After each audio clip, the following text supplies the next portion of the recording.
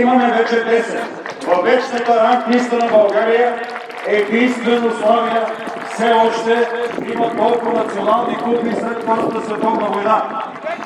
Вторите две купи в капитанката Габриела Николова е преходната купа на Атлетическата лига, която преди седмица в Черна гора, в Немакс арена, момичетата спечелиха безапелационно и тя е първата Атлетическа лига, която ние печелим в нашата история.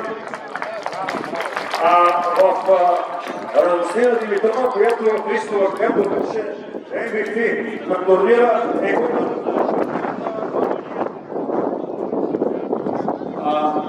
вече не е изчезнал, така че искам само да приканя всички вас, които сте тук днес на срещата на 14 и 15, играете за седма титла за шампионска лига. Тази година трябва да спечелим всички.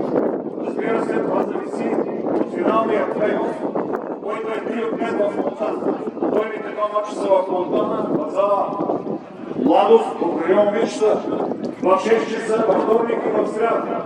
Тези, които обичате спорта, които обичате града си. Имаме 20 титли в историята. Никой толкова много в най-новата история на България.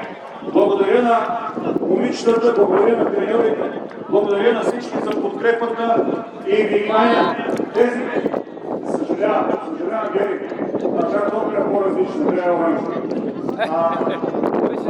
всички, които сте в Монтана и обичате спорта, да дойдете да ни подкрепите във вторник и в сряда от 6 часа в зала Младост.